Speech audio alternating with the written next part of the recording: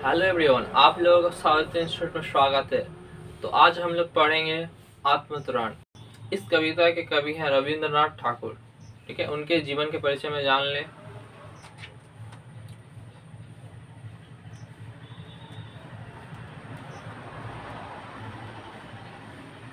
रविंद्रनाथ ठाकुर का जन्म 6 मई सन 1861 को बंगाल के एक संपन्न परिवार में हुआ था। कब हुआ था? 16 मई 1861 में। ओके,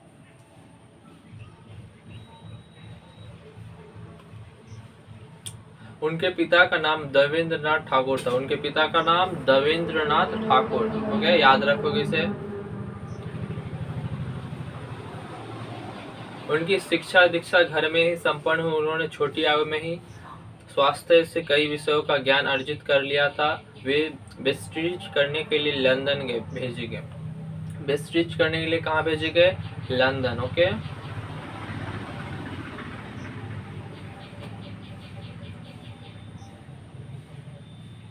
लेकिन यह विषय उनकी रुचि के अनुरूप नहीं था, इसलिए वे बेस्ट्रीज की परीक्षा दिए बिना ही स्वदेश लौट आए। रविन्द्रनाथ ठाकुर बहुमुखी प्रतिभा के धनी व्यक्ति थे। वे साहित्य, संगीत, चित्रकला तथा भाव नृत्य में पूर्णतः पारंगत थे।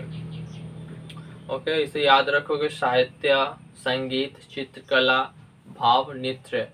ठीक है, नृत्य।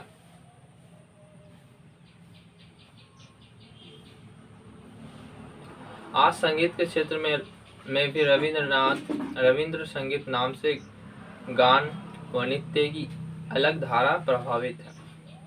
उन्होंने संगीत भी गाए हैं, लिखे हैं।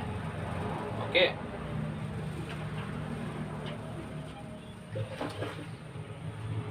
उन्होंने शांति निकेतन नाम की एक शैक्षिक और सांस्कृतिक संस्था की स्थापना की, जो आज विश्व भारतीय विश्वविद्यालय के नाम से प्रख्यात। मतलब उन्होंने शांति निकेतन का स्थापना किया, जो कि अभी विश्व भारतीय विश्वविद्यालय के नाम से जाना जाता है। ओके, आगे देखते हैं।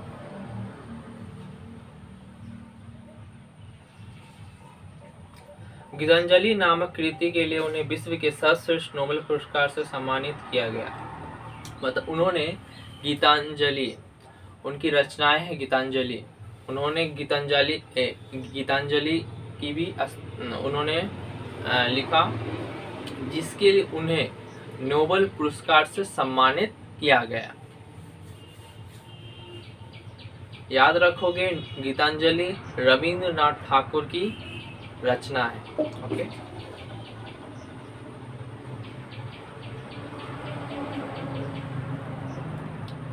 उनकी मृत्यु सन 1941 में हुई। अब उनके रचनाएं के बारे में जान लेते हैं। उनकी रचनाएं गीतांजलि, नैवेद्य, पूर्वी, बालक, छनिका, चित्र और संध्या गीत, काबुली वाला, ये उनकी प्रमुख रचनाएं हैं। ओके, इसे याद रखोगे।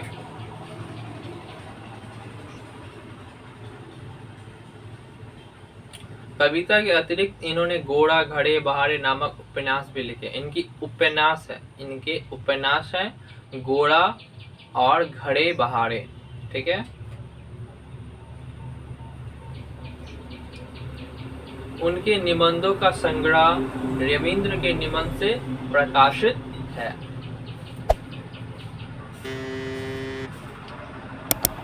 जीवन परिचय के बारे में जान लिए।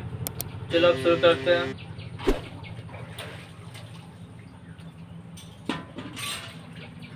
विपदाओं से मुझे बचाओ, यह मेरी प्रार्थना नहीं, केवल इतना हो करुणामय, कभी ना विपदा में पाऊं है।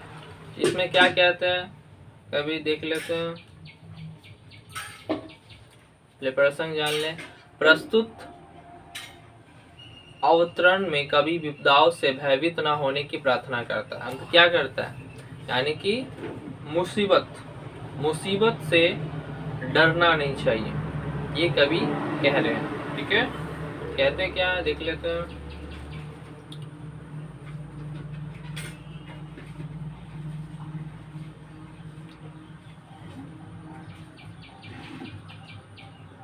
कभी प्रभु से कहता है, हे प्रभु, मैं आपसे यह प्रार्थना नहीं करता कि आप मुझे संकटों से बचाओ, मैं केवल इतनी प्रार्थना करता हूँ कि आप करुणावान हैं, अतः आपकी करुणा पाकर मैं किसी भी संकट में भयभीत ना हो। मतलब रविनाथ क्या कहते हैं, प्रार्थना करते हैं, क्यों प्रार्थना करते हैं, आप मुझे संकट से बचाओ। ठीक है, मैं केवल इतनी प्रार्थना करती हूँ, आप करुणावान हैं, मतलब मेरी रक्षा करने वाले। ठीक है, आप मुझे बचाए संकटों से। ठीक है, आगे देखते हैं। दुख ताप से व्यथित चित्त को न देखो, सतवना नहीं सही, पर इतना होवे करुणामय, दुख को मैं कर सकूं सदा जय। इसमें क्या कहते हैं,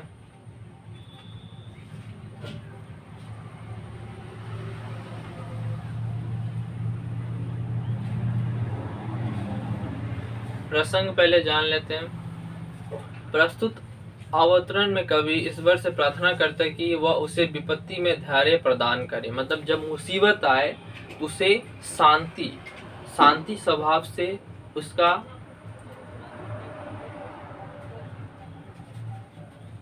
सोचे, शांति स्वभाव से उस पल को सोचे।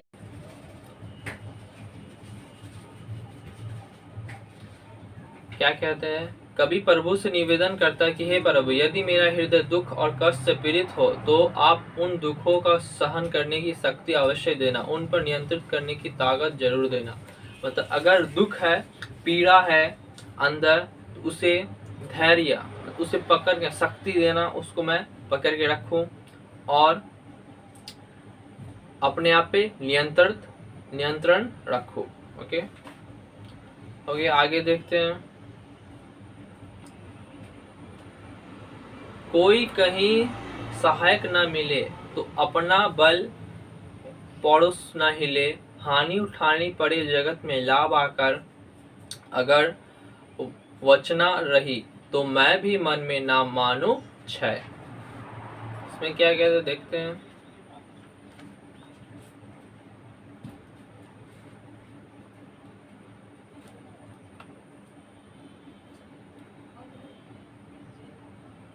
ले प्रसंग जान लेते हैं। प्रस्तुत अवतरण में कवि ईश्वर से पौरुष प्राप्त करने की कामना करता है। कहते क्या देखते हैं, कवि प्रभु से निवेदन करता है कि हे प्रभु, यदि विपत्ति में मुझे कोई सहायता करने वाला ना मिले तो कोई बात नहीं, मेरी प्रार्थना है कि मेरा अपना बल और पराक्रम डवाडोल ना हो, मैं विपत्ति में घबरा न जाऊं। मतलब कहते हैं कि मुझे कोई विपत्ति में सहायता ना दे, ठीक है, कोई दिक्कत नहीं है, बस मैं इतनी प्रार्थना है कि मैं उसमें डगमगाऊं नहीं, ओके, और घबराऊं ना। आगे कहते हैं, मेरा अपना बल ही मेरे काम आया, यदि लाभ मुझे हर बार धोखा देता रहे और मुझे हानि उठानी पड़े तो मैं मन में अपना सर्वनाश न मान बैठूं, मैं निराश से न भर जाऊं। मतलब मुझे भले ही लाभ ना हो, हानि से हानि ही हो, तो मैं उस वक्त कुछ बुरा ना सोचूं, अपने ऊपर सारा बोझ ना लूं, घबराऊं ना, यही निराश ना हो। ये प्रभु से शक्ति मांग रहे हैं। ठीक है, आगे देखते हैं क्या कहते हैं। मेरा त्राण करो अनुदिन तुम, यह मेरी प्रार्थना नहीं, बस इतना होवे करुणामय, तरने की हो शक्ति अनामय। ठीक है, ये शब्दार्थ हुआ, संदर्भ हुआ, प्रसंग जान लेते हैं। इन पंक्तियों में कवि प्रार्थना करते हैं कि ईश्वर उसे अनामय तरने की शक्ति प्रदान करे। ओके, कहते क्या देख लेते हैं। कभी प्रभु से निवेदन करता कि हे प्रभु, मैं नहीं चाहता कि तुम प्रतिदिन हर संकट से मेरी रक्षा करो। मेरा यह निवेदन नहीं है, बस मेरा निवेदन यह है कि तुम मुझे हर संकट से उबरने की अविकल शक्ति दो, मैं स्वस्थ मन से संकट से पार उतर सकूं। इसमें इनमें इस पद में कहते हैं कभी, मैं नहीं चाहता कि तुम प्रतिदिन हर संकट से मेरी रक्षा करो। मतलब कोई भी संकट आए, जरूरी नहीं कि मुझे हर वक्त मुझे बचाओ, कभी कहते हैं। और कहते हैं कि मैं नहीं चाहता कि तुम प्रतिदिन हर संकट से मेरी रक्षा करो। मेरा यह निवेदन, उनका निवेदन है, नहीं है ये, बस मेरा निवेदन यह है कि तुम मुझे हर संकट से उबरने की अविकल शक्ति दो। मतलब उस चीज से निकलने का शक्ति मांग रहे हैं कभी, और उस संकट में मैं स्वास्थ्य मन से संकट से पार उतर सकूं। ठीक है, ठीक है, सही स्वस्थ से उस संकट से निकल जाए, ये कवि का कहना है। ओके, आगे देखते हैं क्या कहते हैं।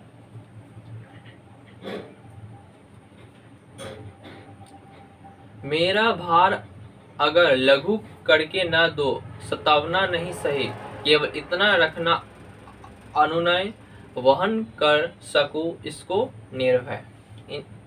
क्या कहते हैं देखते हैं।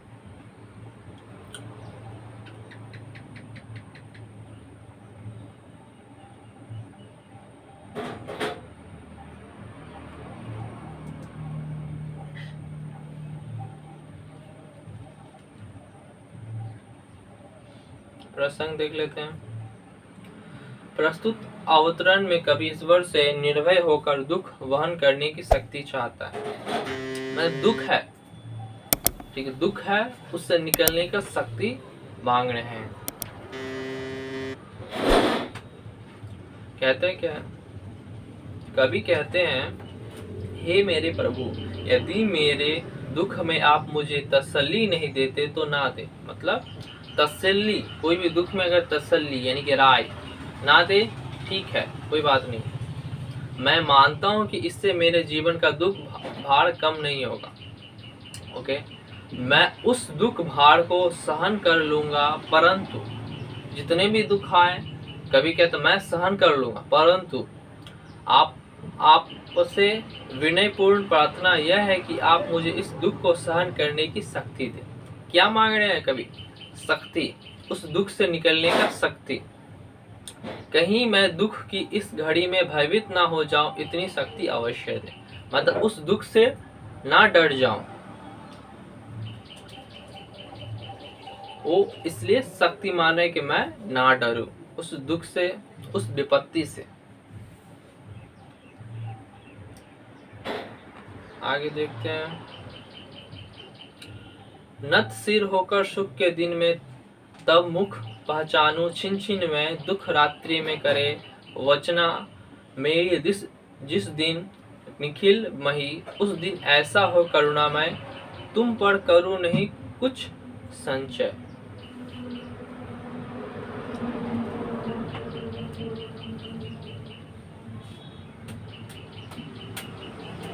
प्रसंग क्या देख लेते हैं। प्रस्तुत अवतरण में कवि ईश्वर से प्रार्थना करते कि वह उसे ऐसी असीम शक्ति प्रदान करे कि वह उस कभी भी संशय न करे।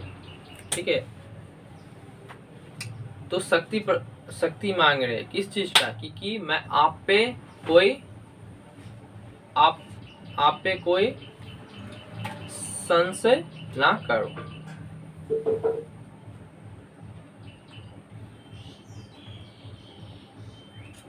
कहते क्या है, कभी करुणा में प्रभु से निवेदन करते कि हे प्रभु, मेरी कामना है कि मैं सुख में होऊं तो भी सिर झुकाकर हर क्षण आपकी छवि देखूं, हर सुख को आपकी कृपा मानूं।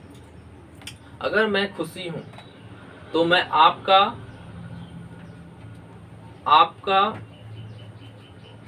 आपके पास सिर झुकाकर हर क्षण आपकी छवि देखूं, सुख को आपकी कृपा मानो। ठीक है, आगे मैं दुख की रात से घिर जाऊं, सारे संसार के लोग उस दुख में मुझे और भी पीड़ा पहुंचाए धोखा दे, तब भी ये करुणामय ईश्वर मुझे इतनी शक्ति दो कि मैं आप पर किसी प्रकार का संदेह ना करूं, मेरे मन में आपके प्रति भक्ति भाव बना रहे। कहते हैं सारे संसार के लोग, ठीक है, मुझे दुख दे, कोई दिक्कत नहीं, मगर मैं आप पे कोई शक ना करूं, ठीक है, ये कहते हैं कवि, संदेह ना करूं। ओके,